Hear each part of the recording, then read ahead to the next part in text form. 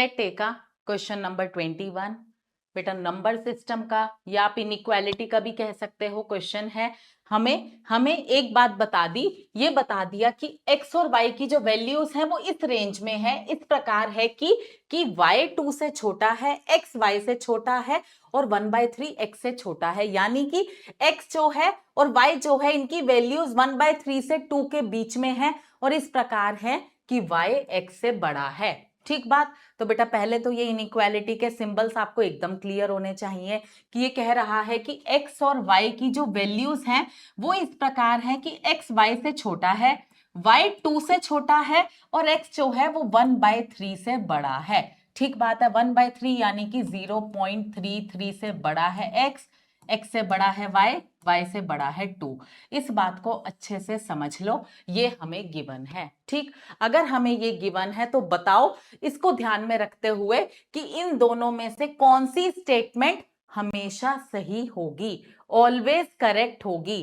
बेटा यूपीएससी का ना एक सेट पैटर्न है, ऑलवेज वर्ड यूज किया है तो उस तरीके के सवालों को किस तरह से करना है हमें पता होना चाहिए। इसीलिए मैं बार बार कहती हूं कि आपकी तैयारी एसएससी के हिसाब से या कैट के हिसाब से नहीं, यूपीएससी के हिसाब से होनी चाहिए। यूपीएससी का पूरा इकोसिस्टम समझ में आना चाहिए कि यूपीएससी किस तरीके के सवाल पूछता है, कहां आपको फंसाता है, कहां पर आपको ध्यान देने की जरूरत है। ठीक बात। तो अगर ये कहता है कि बताओ अगर आपको ये गिवन है तो इन दोनों में से कौन सी स्टेटमेंट सही है, तो बेटा हमें इन स्टेटमेंट्स में, जैसे कि फर्स्ट स्टेटमेंट दी है x + 1/x is less than y + 1/y, हमें इन स्टेटमेंट्स में x और y की वैल्यूज रखकर देखनी है।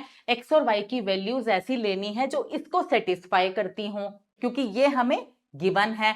तो एक बात बताओ, y 2 से छोटा है, मैं y की वैल्यू 1 ले लेती हूँ, x जो है वो 1 से छोटा है, मैं x की वैल्यू हाफ ले लेती हूँ। ठीक बात। और हाफ जो है यानी कि 0.5 0.33 से बड़ा है। ठीक बात। तो मैं x की और y की क्या वैल्यूज ले सकती हूँ, मैं x और y की ये वैल्यूज ले सकती हूँ, x 1/2 y 1। मैंने ऐसी वैल्यूज ली जिनसे ये इक्वेशन सिंप्लीफाई करना, ये इनइक्वालिटी सिंप्लीफाई करना हमारे लिए आसान हो और ये वैल्यूज इसको भी सेटिस्फाई करती हैं। ठीक बात। अब बेटा ये वैल्यूज यहां पर डालो, x की वैल्यू 1/2 प्लस 1/x मतलब 1/1/2 यानी कि 2। ठीक, तो इसकी क्या वैल्यू आई, 2 + 1/2 क्या हो गया, 2.5 तो हो गया, 2 1/2। ठीक बात है, 2.5 वैल्यू आई। यहां पर y की वैल्यू 1 रखती हूं तो क्या आता है 1 + 1/1 यानी कि 2। ठीक बात है। अब एक बात बताओ, 2 जो है क्या वो 2.5 से बड़ा है, नहीं बड़ा है, तो बेटा ये हो जाता है रॉन्ग। मैंने x और y की ऐसी वैल्यूज ली जो गिवन कंडीशन को सेटिस्फाई करती है, फिर मैंने इसमें वैल्यूज पुट करी तो मैंने देखा कि ये इनइक्वालिटी सेटिस्फाई नहीं हो रही है। तो एक बात बताओ, ये कहना कि अगर आपको ये गिवन है तो ये ऑलवेज करेक्ट होगा, ये हो जाता है गलत। बेटा जब मेरी पहली वैल्यूज पर ही करेक्ट नहीं है तो हमेशा करेक्ट होना कैसे पॉसिबल है। भले ही आगे की हर वैल्यू पर और सारी वैल्यूज पर ये इनइक्वालिटी सेटिस्फाई हो जाए, लेकिन अगर मैंने एक पेयर ऑफ वैल्यूज ऐसी ढूंढ दी जिस पे ये सेटिस्फाई नहीं होती, तो बेटा ये यहीं पर रॉन्ग हो जाता है, क्योंकि ऑलवेज करेक्ट होगी नहीं होगी, ऑलवेज करेक्ट बिल्कुल नहीं होगी क्योंकि इन वैल्यूज पर तो करेक्ट नहीं है। ठीक बात। तो बेटा ऐसी कॉन्सेप्ट क्लैरिटी चाहिए, इसीलिए फर्स्ट स्टेटमेंट होती है रॉन्ग। अब सेकंड स्टेटमेंट देखते हैं। सेकंड स्टेटमेंट में भी मैं यही वैल्यूज रखती हूं x और y की। क्या दी है सेकंड स्टेटमेंट, सेकेंड स्टेटमेंट कहती है √1 + y² upon y is less than √1 + x² upon x। ठीक बात। बेटा x और y की जो ये वैल्यूज हैं ये तो सेटिस्फाई कर ही रही हैं। ठीक बात। ये इस इनइक्वालिटी को सेटिस्फाई करते हुए हैं x 1/2 y 1। ठीक बात है। एक सिनेरियो में ये लेती हूं, x की वैल्यू 1/2, y की 1, y की वैल्यू 1 रखी, 1 + 1 √2 अपॉन 1 यानी कि √2। ठीक बात। y की वैल्यू 1 रख दी, x की वैल्यू 1/2 रखती हूं, √1 + 1/2 का स्क्वायर 1/4 अपॉन अपॉन 1/2। ठीक बात बेटा, 4 1 जा 4 + 1 5, रूट के अंदर 5/4 है, 4 को बाहर ले आऊंगी तो 2 बन जाएगा, तो √5/2 अपॉन 1/2, 2 से 2 कैंसिल, आ गया √5। एक बात बता दो, यहां पे वैल्यू आई √5, यहां पर वैल्यू आई √2, √5 √2 से बड़ा है, बिल्कुल बड़ा है। इसका मतलब कि ये इक्वेशन तो सेटिस्फाई हो गई। लेकिन ये कहना कि हमेशा हमेशा सेटिस्फाई होगी एक्स और वाई की इन वैल्यूज पर जो कि इसको सेटिस्फाई करती हैं, इसके लिए हमें एक और पेयर ऑफ वैल्यूज लेकर चेक कर लेते हैं। अब मैं ले लेती हूं x की वैल्यू क्या, x की वैल्यू 1 और y की वैल्यू 1.5 या मैं कहूं 3/2। ठीक बात है बेटा, ये वैल्यूज भी इस इनइक्वालिटी को सेटिस्फाई करती हैं। y जो है 2 से छोटा है, हाँ जी डेड है, 1.5 है। x क्या y से छोटा है, हाँ जी 1 है। और क्या x 1/3 से बड़ा है, हाँ जी 1/3 से बड़ा है। तो बेटा ये दो वैल्यूज पर मैं चेक करती हूं कि क्या सेकंड स्टेटमेंट ट्रू होती है। तो देख लेते हैं, 1 + y² within root upon y और 1 + x² अपॉन x। ठीक बात, ये बड़ा है इससे। ठीक, अब वैल्यूज रखकर देखते हैं। x की वैल्यू 1 है तो यहां पर तो सीधा सीधा √2 आ जाएगा। y की वैल्यू 3/2 है तो 1 + 3/2 का स्क्वायर 9/4 अपॉन 3/2। ठीक बात है, इसको सिंप्लीफाई करती हूँ, 4 1 जा 4 + 9 13, रूट में 13/4 है तो क्या मैं उसको √13/2 लिख सकती हूँ। डिवाइड में 3/2 है, मैं इंटू 2/3 लिख सकती हूँ। मेरे पास आ गया √13/3 इसकी वैल्यू। बेटा √13/3 √2 से छोटा है या बड़ा, ये बताना है। इसको करने के लिए सबसे बेस्ट तरीका है कि आप 3 को भी रूट के अंदर ले आओ। क्या आप 3 को ये लिख सकते हो √9? बिल्कुल लिख सकते हो। अब इसको आप लिख सकते हो √13/9, बिल्कुल लिख सकते हो।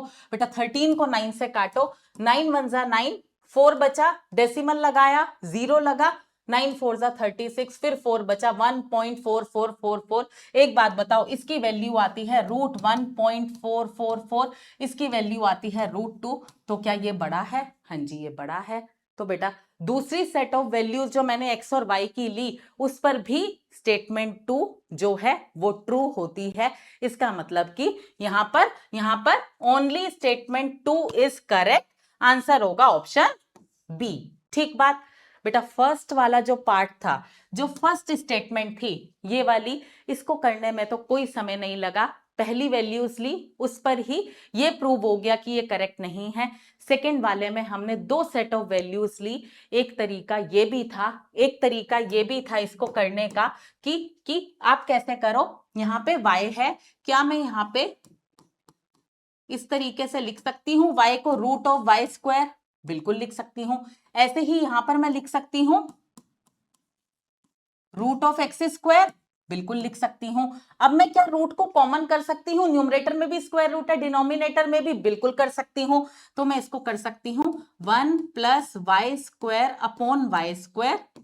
ठीक, और इसको मैं लिख सकती हूँ 1 + x² अपॉन x²। ठीक बात। तो बेटा अब एक बात बताओ कि यहाँ पे 1 अपॉन y² + 1 लिख सकती हूँ। y² को मैंने दोनों के नीचे अलग अलग कर दिया, तो मेरे पास क्या आया? मेरे पास आया 1 + 1 अपॉन y²। ऐसे ही इसको मैं लिख सकती हूँ 1 + 1/x², और हमें दिया है कि ये बड़ा है इससे। तो बेटा यहाँ पर अगर आपको ये क्लियर है कि फ्रैक्शंस को कंपेयर कैसे करते हैं, तो आपको वैल्यूज रखने की भी जरूरत नहीं थी। यहाँ पे आपने देखा कि x जो है वो y से छोटा है, हमें गिवन है कि x जो है वो y से छोटा है। तो बेटा अगर डिनोमिनेटर छोटा है, फ्रैक्शंस में उन फ्रैक्शंस में जहां पे न्यूमरेटर सेम है। यहाँ पे भी फ्रैक्शन में 1 है न्यूमरेटर, यहाँ भी 1 है, लेकिन यहाँ डिनोमिनेटर एक्स स्क्वायर है, यहाँ वाई स्क्वायर है। हमें पता है कि एक्स स्क्वायर की वैल्यू वाई स्क्वायर से छोटी है क्योंकि एक्स वाई से छोटा है। तो बेटा जितना छोटा डिनोमिनेटर उतनी ही बड़ी वैल्यू फ्रैक्शन की होती है। अगर एक्स स्क्वायर वाई स्क्वायर से छोटा है, इसका मतलब कि ये फ्रैक्शन जो है, ये फ्रैक्शन जो है ये बिगर है as compare to 1 by y square. ठीक बात बेटा, अगर ये वैल्यू बड़ी है तो 1 प्लस एक बड़ी वैल्यू 1 प्लस छोटी वैल्यू, तो इसका मतलब कि ये पूरा एक्सप्रेशन जो है वो बड़ा होगा इससे। ये बात समझ में आती है। हमने देखा कि x हमें गिवन है y से छोटा, x छोटा यानी कि x स्क्वायर छोटा, x स्क्वायर y स्क्वायर से छोटा, इसका मतलब कि 1 by x square 1 by y square से बड़ा। तो बेटा 1 में एक बड़ी वैल्यू ऐड हो रही है, यहाँ पे 1 में इससे छोटी वैल्यू ऐड हो रही है, तो क्लियर कट ये वाला फ्रैक्शन हमेशा बड़ा होगा for all values of x and y according to this inequality. ठीक बात। तो इस तरीके से इस सवाल को करना था। मैं मानती हूं कि ये बहुत टफ क्वेश्चन था। एग्जाम में ऐसी वैल्यूज एज्यूम कर पाना जो कि एक्स और वाई की इस क्राइटेरिया को फुलफिल करे, फिर उन वैल्यूज को रखकर देखना जहां पर कि रूट भी दिया हुआ है, तो बेटा मुश्किल था। अगर आपने इस सवाल को छोड़ दिया तो कोई दिक्कत नहीं, लेकिन बीइंग अ टीचर मेरी ये ड्यूटी है कि मैं इस बार इस सवाल को आपके लिए आसान बनाऊं, जिससे कि अगली बार अगर एग्जामिनर पूछे तो हमारे लिए ये इजी कैटेगरी में हो। इसीलिए प्रैक्टिस करो ऐसे सवालों की भी। ऐसा नहीं है कि नेक्स्ट टाइम ये क्वेश्चन आएगा तो आप नहीं करोगे, तब आपको जरूर करना है। फर्स्ट टाइम के लिए मैं मानती हूं कि ये था टफ क्वेश्चन, छोड़ के आने वाला सवाल था। ठीक बात। बढ़ते हैं अपने अगले सवाल की ओर।